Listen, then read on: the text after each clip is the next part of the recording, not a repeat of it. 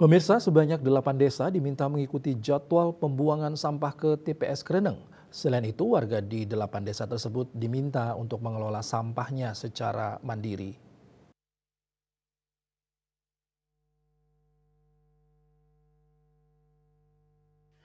Fungsional Pengendalian Dampak Lingkungan DLHK Denpasar Dewa Suteja mengatakan, berdasarkan hasil rapat yang dilaksanakan disepakati 8 desa yang kerap membuang sampah ke TPS Kreneng agar mengikuti jadwal pembuangan, yaitu dari pukul 13 sampai pukul 17 WITA.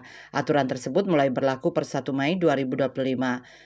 Kedelapan desa itu antara lain Desa Sumertekelot, Kesiman Petilan, Dangin Purikaja, Dangin Purikangin, dan Dangin Purikau. Penjadwalan untuk pembuangan sampah di TPS Kreneng disepakati oleh beberapa desa yang memiliki swakelola seperti Moci, Motor Cikar. Sementara desa yang memiliki fasilitas truk diarahkan agar mengoptimalkan kapasitas truk dan diangkut ke TPA. Selama ini volume sampah yang masuk ke TPS Kreneng cukup banyak, yaitu sekitar 6-8 truk per hari. Dewa Suteja menjelaskan aturan ini intinya agar masyarakat mau memilah sampah organik dan non-organik agar pemilahan sampah dari sumber dioptimalkan. Sampah-sampah yang sudah terpilah agar dibawa ke bank sampah mengingat Denpasar telah memiliki bank sampah dan PDO. Sementara sampah yang dibuang ke TPS di Yang Batu antara 20 sampai 25 truk per hari dijadwalkan pukul 8 sudah selesai diangkut.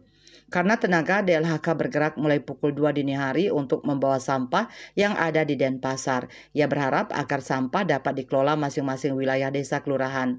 Selain itu, masyarakat diharapkan peduli terhadap lingkungan sehingga mampu memilah sampahnya. Perbekal Desa Sumertekelod, I Gusti Ketut Anom Suardana mengaku siap mengikuti jadwal yang ditetapkan DLHK. Di Sumertekelod sendiri ada 2 objek vital yaitu Taman Budaya Art Center dan Bajra Sandi. Menurutnya urusan sampah bukan hanya urusan DLHK namun semua pihak harus bertanggung jawab terhadap sampahnya. Termasuk masyarakat harus bergerak mengingat sudah ada pergub dan perwali. Rencana ke depan Desa Sumertekelod akan membentuk bank sampah induk, sedangkan sampah pasar dikelola pengelola pasar sendiri. Kabak Kebersihan Pasar Kreneng Gusti Made Estuasa mengaku pengelolaan sampah Pasar Kreneng selama ini dipermudah dengan adanya swakelola internal yang sementara ini masih membuang ke TPA Sung dengan kendaraan dan tenaga dari Prumda Pasar.